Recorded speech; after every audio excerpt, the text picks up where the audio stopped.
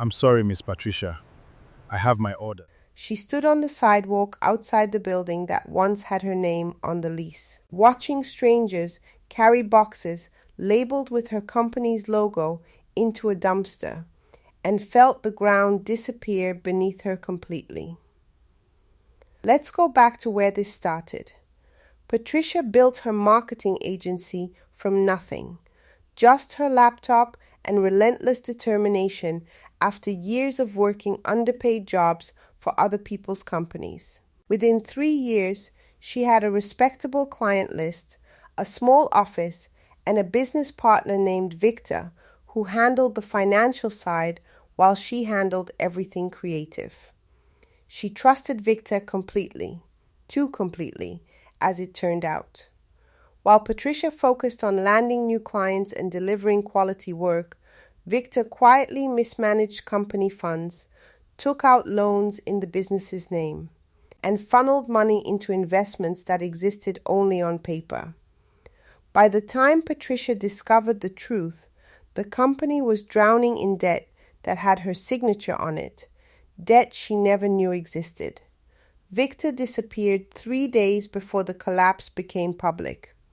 No goodbye, no explanation, just an empty desk and a phone number that no longer worked.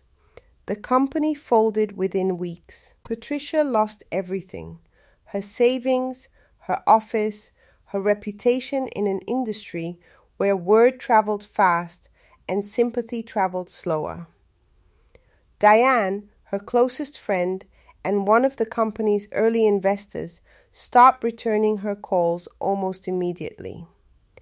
"I have my own reputation to think about," Diane finally told her during one brief, cold phone call. "I can't be associated with a failed business right now." Patricia had once stayed up all night helping Diane through her own divorce. The memory of that loyalty, unreturned now, hurt almost as much as the financial ruin itself. Clients who once praised her work began speaking about her in the past tense, like she was a cautionary tale rather than a person still standing in the wreckage. Industry colleagues she'd mentored stopped inviting her to networking events. The silence around her grew louder than any insult could have been. Patricia moved into a small rented room above a noodle shop, the only place she could afford. She sold what little jewelry she owned just to cover rent for 2 months. It was during this lowest point that she found herself, almost by accident, helping out at a market stall. Mr. Bassi, an elderly vendor who sold hand-woven baskets and fabric, noticed Patricia sitting alone near his stall one afternoon, staring blankly at nothing. "You look like someone who used to be somebody," he said not unkindly, setting a cup of tea in front of her without being asked. "I used to run a company," Patricia said quietly. "Now I don't know what I am." "You're someone who's still breathing, mister," Bassi said simply. "That's still something." He offered her a small folding table beside his own stall, free of charge, suggesting she sell something, anything, just to start moving forward again. Patricia had no products, no inventory, nothing but her laptop and the marketing skills nobody could take from her, even if they'd taken everything else. So she started small. She offered free social media advice to other market vendors struggling to attract customers, sitting at that folding table with a handwritten sign. Word spread slowly among the vendors. A fabric seller doubled her sales after Patricia helped her post better photos online. A spice vendor's small shop gained new customers after Patricia wrote him a simple, honest description of his products. She wasn't getting rich, but for the first time in months, she felt useful again. One of the vendors she helped happened to be the cousin of a regional newspaper editor who heard about the former agency owner now helping market sellers rebuild their small businesses from a folding table. The story, humble and honest, caught the editor's attention.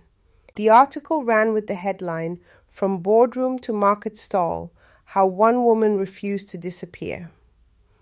It went further than anyone expected. People connected with the story's honesty, its lack of bitterness, the quiet dignity of someone rebuilding without complaining about what she'd lost. Within weeks, small business owners across the city began reaching out for Patricia's help. She built a new company, smaller, leaner, founded entirely on transparency and the lessons she'd learned the hardest way possible.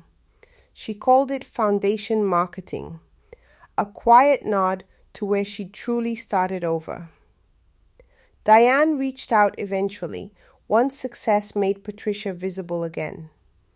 Patricia took the call, listened politely, but kept the conversation brief. "I'm glad you're doing well," Diane said. "I am," Patricia replied. "I rebuilt this without needing anyone's permission to be associated with me again." She didn't reject the friendship outright, but she didn't rush back into it either.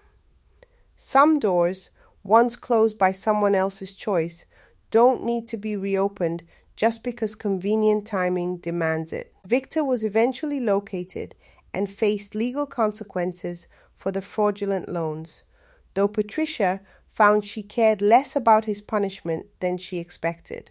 Her energy belonged to building, not to dwelling on betrayal. 2 years after standing outside a locked office, watching her old company's boxes disappear into a dumpster, Patricia stood in front of a new office, smaller but entirely hers. Built on a foundation no one could quietly steal out from under her again. Real strength isn't avoiding collapse, it's choosing to build again from whatever is left, even if all that's left is a folding table and your own 2 hands.